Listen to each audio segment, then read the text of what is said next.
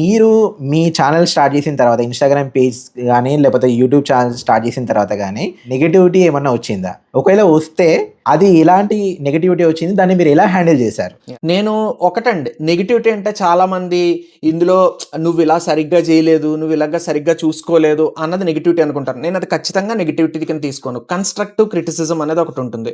అది గనక ఎవరొచ్చి చెప్పినా నా దాంట్లో నా వీడియోలో constructive criticism maximum majority of the వీడియోస్‌లో ఒకళ్ళు నేను చేసిన తప్పు నేను తప్పని మళ్ళీ రికగ్నైజ్ చేసుకుంటే వాళ్ళ కామెంట్‌ని పిన్ కూడా చేస్తాను. చేసి దీని నుంచి ఇది నేర్చుకున్నాను అని. అన్నమాచార్యుల కీర్తనలో కంటి శుక్రవారము గడియలు 7 అంటే నేను 7 గంటలకనే అనుకున్నాను. అంత అంత ఇది కలగలేదు నాకు అప్పుడు. తర్వాత నాకు ఒకళ్ళు చెప్పారు 7 అంటే ఒక వేరే లెక్క వస్తుంది, తెల్లవారుజామునే అలా అంటున్నారు అన్నది నేను తెలుసుకోవడానికి టైం పట్టింది. వాళ్ళు ఎవరైతే చెప్పారో వాళ్ళ కామెంట్ని పింగ్. సో ఒక సాంగ్ని డీకోడ్ చేసే టైంలో మీరు ఆ పాటని ఎలా వింటారు సార్? అంటే ఒక ఆడియన్‌గా వింటారా? జనరల్ ఆడియన్‌గా వింటారా? లిరిక్‌ని ముందు పెట్టుకొని ఒక్కొక్క వర్డ్‌ని బ్రేక్ డౌన్ చేస్తారా? ఎలా చేస్తారు ఆ వీడియోని?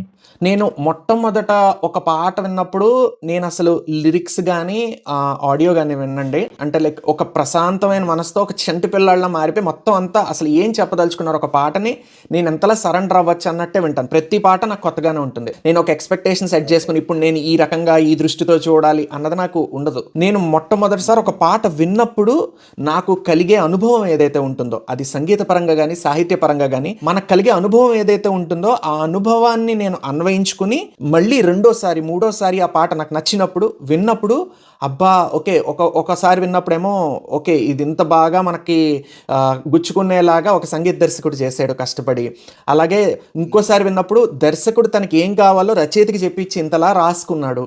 ఆ తర్వాత రచయిత తనకి చెప్పిన దాన్ని ఇంతలాగా తన స్కోప్ ఉంది, తనకు వచ్చిన ఫీడ్ నుంచి తను ఎంతలా ఒక ప్రపంచాన్ని జనరేట్ చేసి ఆ తాలూకు సిచ్యువేషన్ కానీ పరిస్థితి కానీ ఆ చుట్టుపక్కల ఏదైతే ఉందో దాన్ని మనకి చెప్పడానికి ప్రయత్నించారు అన్నది ఆ రకంగా విశదీకరిస్తారు. వీడియో చేసే ముందు మీరు ఎలా ప్రిపేర్ అవుతారు? చాలాసార్లు చెప్తుంటాను, రేపల్లి ఎదజల్లున పొంగిన రవళియ నవరస మురళి అనే పాట ఉంటుంది సప్తపదిలో. అందులోన అచ్చెరువున అన్న ఒక పదం ఉంటుంది. అచ్చెరువున అంటే ఆ చెరువులో, అచ్చెరువు అంటే ఆశ్చర్యాన్ని కూడా అచ్చెరువు అంటారు. సో ఇలాగ ద్వంద్వార్థాలు వచ్చేలాగా ఒక పదాన్ని వాడచ్చు అని చూసి నేనే అచ్చెరువు అందాను అనమాట. అలాగే మా అమ్మ చెప్పడం కొంతవరకు నాకు ఒక రకంగా.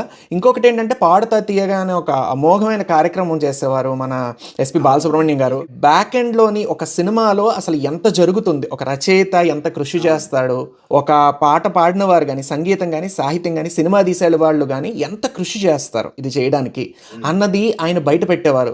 కానీ దాని వెనకాల ఇంత కష్టం ఉంటుందా, ఇంత ఆలోచిస్తారా, అబ్బా ఆయన ఇంత ప్రపంచాన్ని విప్పి చూపించడానికి ప్రయత్నించారా ఒక రచయిత, మనకి ఒక సంగీతం వెనకాతల ఇంత ఉందా అని దాన్ని ఇది చేయడానికి ఎన్ని రకాల ఇన్స్ట్రుమెంటేషన్స్ వాడుతున్నారు ఇవన్నీ తెలుసుకుని నాకు ఒక్కసారి గగురు పొడిచేది ఒళ్ళంతా. కొన్నిసార్లు ఒక సాంగ్ ని విశ్లేషిస్తున్నప్పుడు అరే కొంచెం ఇది డిఫికల్ట్ ఉంది వద్దులే అనే వదిలేసిన సందర్భాలు ఏమైనా ఉన్నాయా? లేకపోతే లేదు దీని మీనింగ్ ఇదే అని మీరు ఫిక్స్ అయిపోయి చెప్పేస్తారా? అయితే ఈ విషయంగా అయితే నేను ఒకటి చెప్తానండి, ఎప్పుడైనా సరే మనం ఒక భావం చెప్పేటప్పుడు కేవలం ఒక పాటను పాటగా అయితే రచయిత రాయడు. అక్కడ ఏదో ఒక అవసరం ఉంటుంది, ఒక దర్శకుడికి అవసరం ఉంటుంది. ఆ దర్శకుడు అవసరాన్ని ఆలోచించుకునే ఈ గీత రచన అనేది జరుగుతుంది. దర్శకుడు ఏదైతే చెప్పాడో దాన్ని సంగీత దర్శకుడు ఎంతలాగా అన్వయించుకుని దాని సంగీతం ఇచ్చాడు.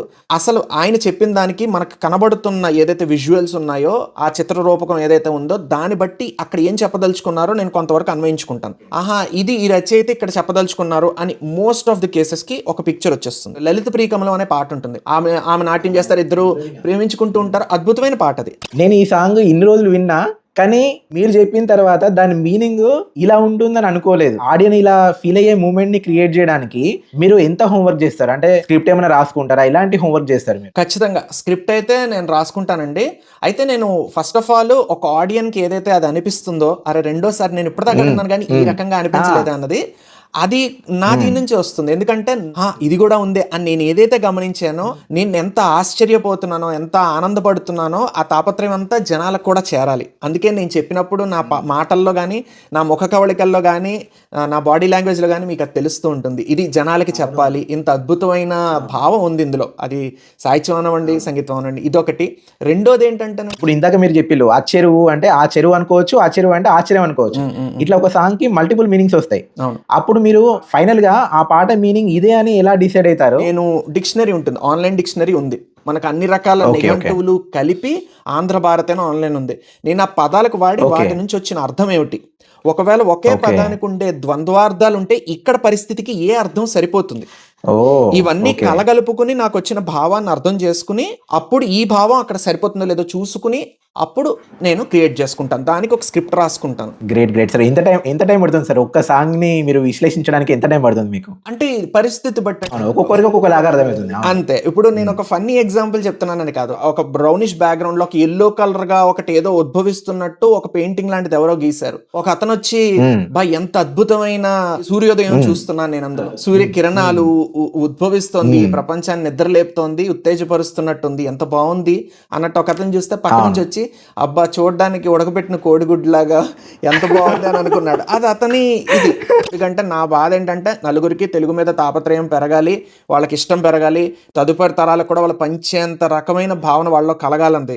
ఈ చేసే దాంట్లో 100 మంది నువ్వు దీనికోసం చేస్తున్నావా దానికోసం చేస్తున్నా, నేను ఎందుకోసం చేస్తున్నాను నాకు తెలిసినప్పుడు వేరే వాళ్ళకి నేను సమాధానం ఇవ్వాల్సిన అవసరం లేదు, ఆలోచించాల్సిన పని అంతకన్నా లేదు. సో ఇది ఒకటి.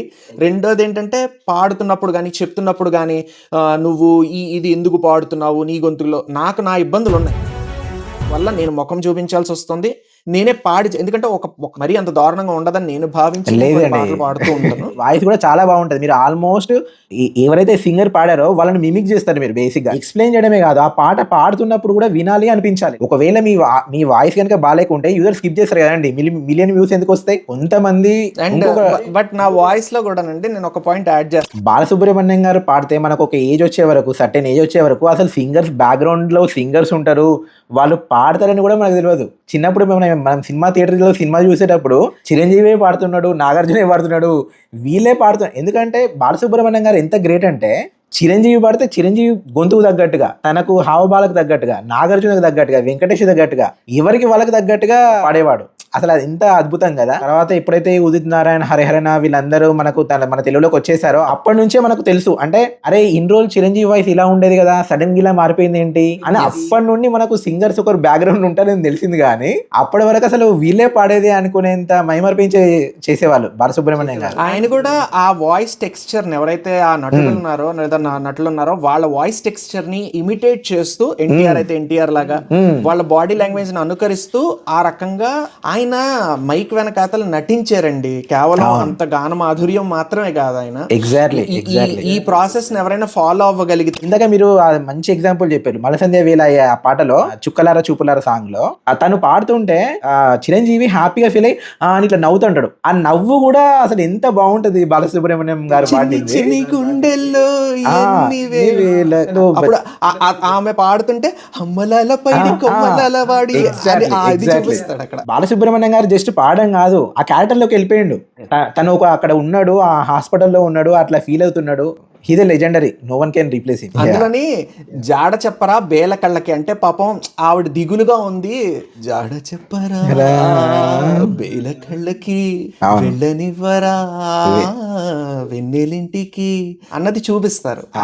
అది మనకి ఆయన కళ్ళల్లో అక్కడ ఏదైతే మనం చూస్తాం అలా డాలీ జూమింగ్ చేస్తారు మనకి చిరంజీవి గారు చేస్తున్నప్పుడు, ఆ భావం వెనకాతల నుంచి బాలసుబ్రహ్మణ్యం గారు మనకి ఒక బిగ్గర్ పిక్చర్ కనబడినప్పుడు నాకు ఒక విశ్వరూపం కనిపించినట్టు ఉంటుంది. సిరివెన్లు గారు రాతకి బాలసుబ్రహ్మణ్యం గారు ఇలా చేస్తుంటే అదేంటిది డాలీ జూమింగ్ చేయమని విశ్వనాథ్ గారు చెప్తుంటే ఈ మొత్తం పిక్చర్ వస్తుంది నాకు. ఇప్పుడు మహానటిలో మనం ఒకప్పుడు సావిత్రి గారు ఎలా చేస్తే ఇదంతా జరిగిందని మనకు ఒకటి చూపించారు కదా, అది మొత్తం ఇలాంటిది వస్తుంది నాకు ప్రతి పాటకి when I listen to it. So మరి అలాంటప్పుడు ఆ ఉత్సాహం తట్టుకోలేక ఇలా రీల్ చేస్తుంటారు. ఎస్పెషల్లీ కొంతమంది అండర్ రేటెడ్ లిరిసిస్ట్ అని మీరు చెప్తా ఉంటారు, అంటే వీళ్ళు యాక్చువల్గా ఎదగాల్సింది కానీ ఎదగలేదు అనే అండర్ రేటెడ్ గురించి చేస్తున్నప్పుడు మీరు ఎలాంటి రీసెర్చ్ చేస్తారు? అంటే నేను రీసెర్చ్ అంటే వాళ్ళ గురించి అంటే నేను ఒక కవి ఎంత కష్టపడ్డాడు ఒక పాటకని చూసి ఆయనకు అవకాశాలు తక్కువ వచ్చాయి, అయ్యో వచ్చుంటే ఇంకా కొంతమంది గతించారు, అనుకోకుండా వాళ్ళు చనిపోయారు కూడా. ఇప్పుడు పెద్దాడమూర్తి గారు అద్భుతమైన పాటలు రాశారండి మనకి, బుగ్గే బంగారమా సిగ్గే సింగారమా. రెహమాన్ గారు అని ఒక అతను ఉన్నారు, ఆయన పేరు చాలా తక్కువ మందికి తెలుసు, ఎక్కువ మందికి తెలియదు, కానీ గెలుపు తలుపులే తెరిచే అనే పాట వింటే వెంటనే గుర్తొస్తుంది మనకి రెహమాన్ గారు లిరిక్స్ రాస్తారు అని. అంటే పాట తెలుసు కానీ రాసింది ఎవరో తెలియదు. మనిషి అది కదా, ఎందుకంటే అంత కవితాత్మకంగా మనకు అంతలాగా గుర్తుండిపోయింది. చేసిన వాడు కూడా గుర్తుంటే ఎంత feel అవుతాం చెప్పండి. అవునవును, ట్రూ ట్రూ. అది కడలల్లే వేచే కనులే, అది కూడా ఆయన రాశారు. సో ఇలాంటి అద్భుతమైన ఆణిముత్యాలు ఆయన చాలా ఇచ్చారు. అలాగే శ్రీహర్ష్ గారు అని ఒకళ్ళు ఉన్నారు, ఆయన పేరు వినకపోవచ్చు కానీ ఈ మూలంగా నేను చెప్పదలుచుకున్నాను ఏంటంటేనండి, ఒక ప్రాబ్లము ఏదైనా ఒక కొత్త సాంగ్ సింగిల్ రిలీజ్ అనుకోండి, నేను చూస్తున్న 50-50 ఆర్ 60% ఆఫ్ ద సాంగ్స్ లో మీకు లిరిసిస్ట్ ని ట్యాగ్ చేయట్లేదు. First single going to be వీటన్నిటిలో హీరోని ట్యాగ్ చేస్తారు, హీరోయిన్ ఇంకా సెకండరీ ఆర్టిస్టులు వీళ్ళందరినీ ట్యాగ్ చేస్తున్నారు, ప్రొడక్షన్ హౌస్ అందరినీ ట్యాగ్ చేస్తున్నారు. ఏ లిరిసిస్ట్ ఎందుకు ట్యాగ్ చేయకూడదు ఆ పాట తాలూకు దాంట్లో? లిరిసిస్ట్ లేకపోతే అసలు పాట ఎక్కడి నుంచి వస్తుంది? ఇప్పుడు మ్యూజిక్ డైరెక్టర్ కొలాబ్ ఇచ్చి మ్యూజిక్, ఇప్పుడు ఏదైతే ఆదిత్య మ్యూజిక్ వీళ్ళందరూ ఉన్నారో వీళ్ళు ఫస్ట్ సింగిల్ రిలీజింగ్ ఇలా లేదా ఆ ప్రొడక్షన్ హౌసే ఒక రీల్ రిలీజ్ చేస్తుంది. రిలీజ్ చేస్తున్నప్పుడు దానికి కొలాబ్ కింద ఎవరికి ఇవ్వాలండి? మ్యూజిక్ డైరెక్టర్ కి, లిరిసిస్ట్ కే కదా ఇవ్వాల్సిన, సింగర్ కి. అవునవును. మరి మ్యూజిక్ డైరెక్టర్ కి సింగర్ కి ఇస్తున్నారు, లిరిసిస్ట్ కి ఎందుకు ఇవ్వట్లేదండి? ఇవ్వాలి. మనకు మీకు గుర్తుంటే ఒకప్పుడు మనకు క్యాసెట్ లో బ్యాక్ సైడ్ ప్రతి ఎవరైతే లిరిసిస్ట్ రాశారో వేటూరు గారిది కానీ సీతారామ శాస్త్రి గారిది కానీ, మీకు ఎప్పుడైనా అట్లా క్వశ్చన్స్ వచ్చినాయి, ఇది ఎందుకు ఇలా రాసుంటారు, ఎందుకు చేసుంటారని వచ్చిన సందర్భాలు ఏమైనా ఉన్నాయా? ఖచ్చితంగానండి, ఎందుకంటే మీరు రఘువంశ సుధాంబుధి చంద్రసి అనే ఒక పాట ఉంటుంది, దాన్ని యమహానగరి కలకత్తాపురి అని దాని కింద ఇది చేశారు. ఇప్పుడు నేను చిన్నప్పుడు ఆ పాట విన్నప్పుడు యమహానగరి కలకత్తాపురి అని చిరు త్యాగరాజు నీ కృతినే పలికిన మరి. అవును, చిరు త్యాగరాజు నీ కృతినే పలికిన మరి అంటే ఏమిటి? ఈ రఘువంశ సుధాంబుధి చంద్రసి అన్న పాట ఎవరు రాశారు? త్యాగరాజు కీర్తన కాదు. చిరు అంటే చిరంజీవి, అందుకు చిరు త్యాగరాజు అన్నారేమో అంటే అయి ఉండొచ్చేమో, కానీ చిరు త్యాగరాజు అని ఎందుకు అన్నారు అని అంటే అక్కడ ఇది రాసిన ఆయన పేరు నేను ఇప్పుడు కాంటెక్స్ట్ లో నాకు గుర్తు రావట్లేదు, కానీ ఇది రాసిన ఆయన త్యాగరాజుకి భక్తుడు, ఆయనలాగే పాటలు రాస్తారండి. రోజంతా సూర్యుని కింద, రాత్రంతా రజనీగంధ అని ఉంటుంది. మరి రజనీగంధ అంటే అదేదో పాన్ పరాగ టైపు, ఎందుకు రాశారు? నేనేమో రజనీకంగా అనుకున్నాను. రజనీకంగా అంటే ఒక మంచి పదం, నేను రజనీకంగా అని అనుకుని నేను అలాగే చెప్పాను నా రీల్లో. It's a good learning for me. చాలా మంది అంటే ఆయనతో రాసిన వాళ్ళు, అంటే ఆయనకి గోస్ట్ రైటర్ కింద రాసిన వాళ్ళు వీళ్ళందరూ ఉన్నారు, వాళ్ళు నాకు చెప్పారు అది రజనీగంధ అనండి, రజనీకంగా కాదు. అయ్యో బాబాయ్, అయితే నేను తప్పు చెప్పాను సరే, ఆయన ఎందుకు రజనీగంధ, ఈ మాణిక్ చందు ఈ టైప్ లో ఎందుకు రాశారు? అది మన దృష్టి తప్పు. రజనీగంధ అని తెలుగు భాష మీద మీకున్న మమకారంతో మీరు ఇదంతా చేస్తున్నారు. మీ రెగ్యులర్ జాబ్ ని దీన్ని ఎలా మేనేజ్ చేస్తున్నారు సార్? అంటే నేను బ్యాలెన్స్ అన్నట్టు చూడండి, ఫస్ట్ ఆఫ్ ఆల్ ఇదొక పని అదొక పని, ఇది వేరు అది వేరు అన్నట్టు నేను ఊహించుకోను. ఇప్పుడు చాలా డైరెక్ట్ నేరుగా చాలా మందిని అడిగే ప్రశ్న, మనకి అప్పుడప్పుడు మంచి బిర్యానీ తినాలనిపిస్తుంది, మనం చాలా స్ట్రెస్ఫుల్ గా ఉంటాం కొన్ని రోజులు, సో వెళ్ళి ఈ రోజు ఇంత కష్టపడ్డాను కదా, అలసిపోయాను కదా, ఓ బిర్యానీ తింటాను, లేదా ఒక ఐస్ క్రీమ్ తింటాను, లేదా ఈ రోజు ఇంత కష్టపడ్డాను కదా నేను ఒక సినిమా చూస్తాను. ఎందుకు? మనకు అది ఇష్టం చేయడం కదా. దాన్ని మీరు ఒక పని కింద చూస్తారా? ఎలా మీరు ఒక దీని కింద పెట్టుకుని అలా ఎలా బిర్యానీ తినగలుస్తున్నారండి, అలా ఎలా ఐస్ క్రీమ్ తినగలుస్తున్నారు మీరు అని అడిగితే అసలు ప్రశ్న ఉండదు. సో నా దృష్టిలో ఇది ఒక ప్రత్యేకమైన పని కాదు, ఇది నేను అన్నప్పుడు ఇవి ఎలాగో నాకు అది కూడా అంతే. ఫస్ట్ స్టార్టింగ్ లో నేను కూడా లైక్ లిరిక్ రైటర్ గా సినిమా సైడ్ పోవాలనుకున్నా కానీ కుదరలేదు అన్నారు కదా, మళ్ళీ సినిమా ఫీల్డ్ వైపు మళ్ళీ ఒక రైటర్ గానో లేకపోతే ఒక లిరిక్ రైటర్ గానో మిమ్మల్ని చూడొచ్చా? నాకేం అభ్యంతరం లేదండి. ఖచ్చితంగా నాకు ఒక అవకాశం వస్తే నేను ఖచ్చితంగా చేసే ప్రయత్నం అయితే చేస్తాను. అవకాశం మరి భగవంతుడి చేతుల్లో ఉంది, వస్తే ఖచ్చితంగా. మీరు మీ ఇన్స్టాగ్రామ్ ఛానల్ ద్వారా చాలా మందికి రీచ్ అయ్యారు. ఎవరో ఒకరు మనకు మేబీ మీకు మెసేజ్ చేసి ఉండొచ్చు, చేసి ఉండకపోవచ్చు, కానీ ఎవరో ఒకరు డైరెక్టర్ దృష్టిలో మీరు పడే ఉంటారు. మీరు ఎవరైనా కాంటాక్ట్ అయ్యి నాకు ఈ ఇంట్రెస్ట్ ఉంది, నేను లిరిక్ రైటర్గా చేద్దాం అనుకుంటున్నా లేకపోతే రైటర్గా చేద్దాం అనుకుంటున్నా అని మీరు చెప్పిన సందర్భాలు ఉన్నాయా సార్? అలా ఉంటే వాళ్ళకి తెలుస్తుంది కదా. అవును, కానీ ఒకప్పుడు ఆ ప్రయత్నాలను చేశానండి. అంటే మీరు ఇప్పుడు నన్ను చూస్తున్నది వెండితెర వాకిలి, కానీ నేను ఇది నాకు ఉద్యోగం వచ్చినప్పటి నుంచి నేను ఉద్యోగం చేస్తూ వచ్చిందండి, ఇది ఇప్పుడు కాదు.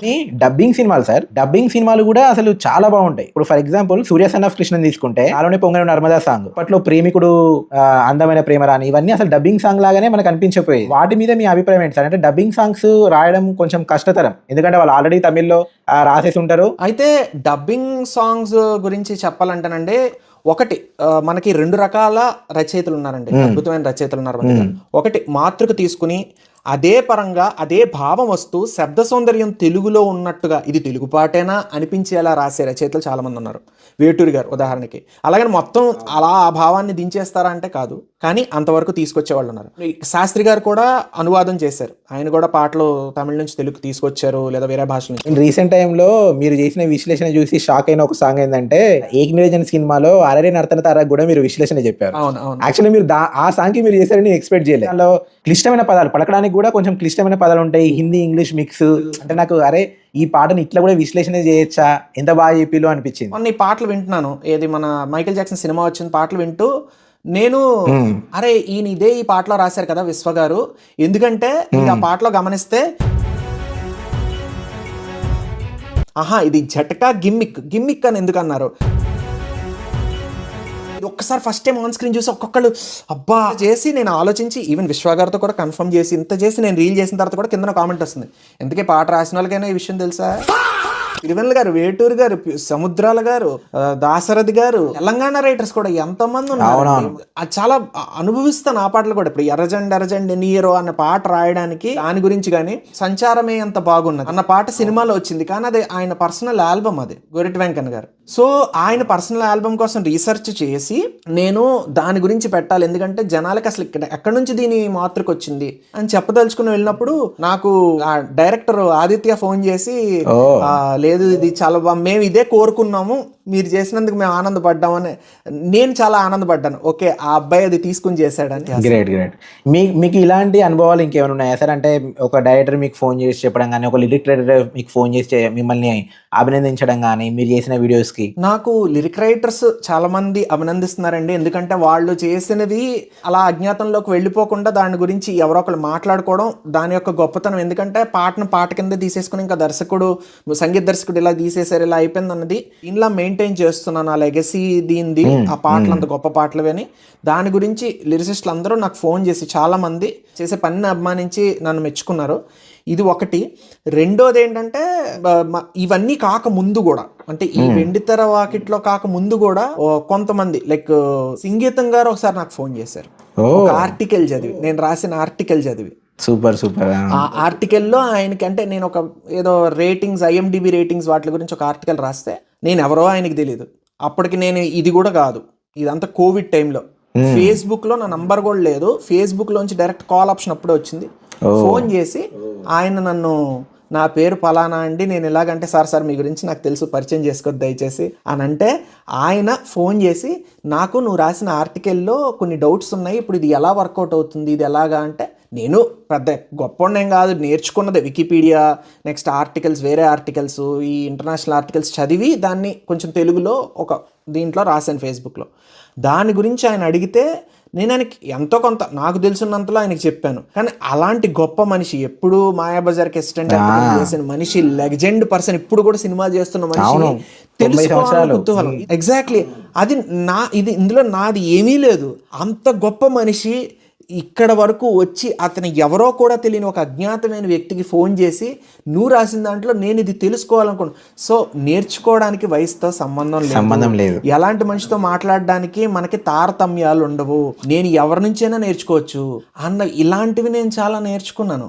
వంశీ గారిని కలిసినప్పుడు కానీ ఇలా నాకు కొన్ని తెలిసినప్పుడు నేను వాళ్ళ నుంచి నేర్చుకుని ఇన్స్పైర్ అయినవి చాలా ఉన్నాయి.